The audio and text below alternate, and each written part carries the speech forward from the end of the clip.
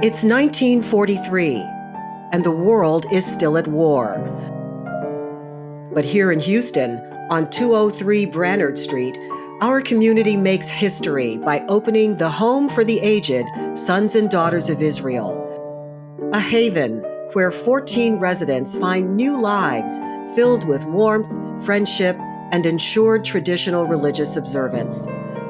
A modest start, giving birth to the values, community support, and organizations that flourish today.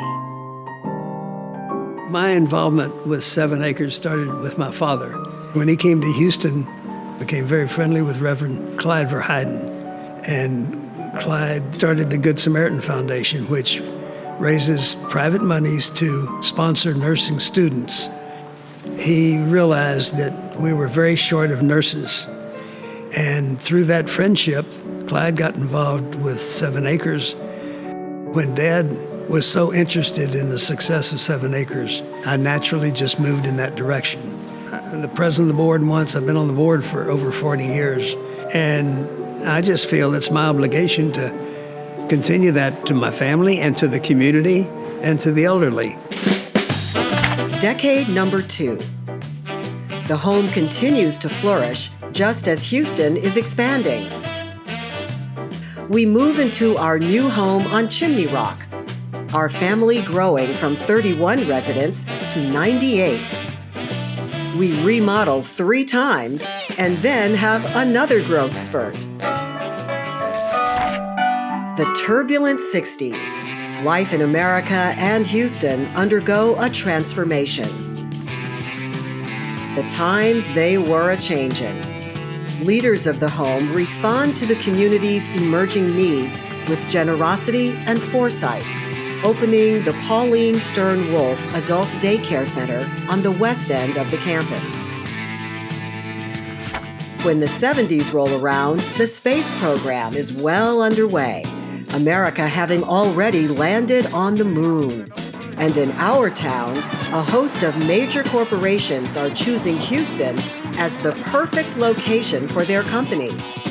The Jewish Home for the Aged, now called 7 Acres Jewish Home for the Aged, moves to a grand new space at 6200 North Braeswood, opening our doors to all elders in need, not just Jewish residents.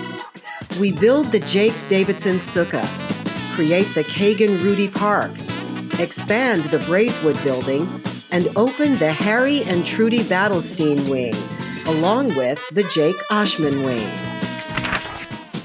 In the 80s, 7 Acres takes its place as one of the premier Jewish institutions in the country.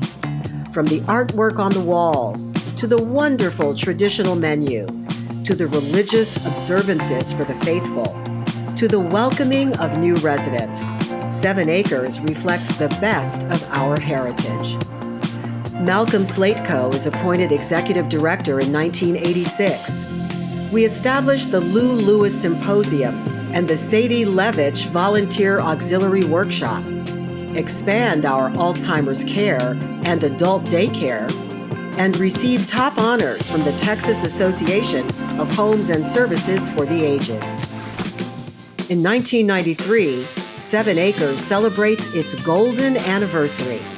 Then, as now, we take pride in the hope we have given to refugees, the kosher meals we continue to serve, the loving care we give to the ill and elderly, the hours of joy and purpose we provide in our programming, and particularly the peace of mind we provide to our residents and their families of all faiths. This playground, built as part of the 50th Anniversary Plus campaign, welcomes the grandchildren of our residents. Residents like these women in their golden years, laughing and reminiscing about all those years ago when they first met in middle school and marveling at finding each other again at 7 Acres. Grateful for the beautiful surroundings, caring helpers, interesting activities, and new interests to make them feel alive and independent. That is the magic of the Medallion Jewish Assisted Living Center at 7 Acres. A new level of quality living for our seniors, ushered in as the new millennium begins.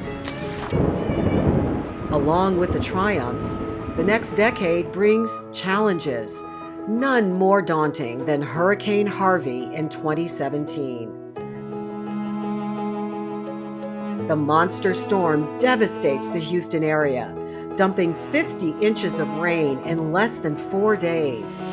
As the winds howl and the waters rage, the entire first floor of 7 Acres is flooded. The heroic staff carries residents to the second floor to safely wait out the storm. When the sun finally comes out, the task of cleanup and rebuilding begins. 7 Acres rebounding a little smaller, much wiser, and with a new vision for the future. Today, 7 Acres is home to 144 residents, and our story continues. Tonight, as we gather, there is both suspense and excitement, for the story is now in your hands.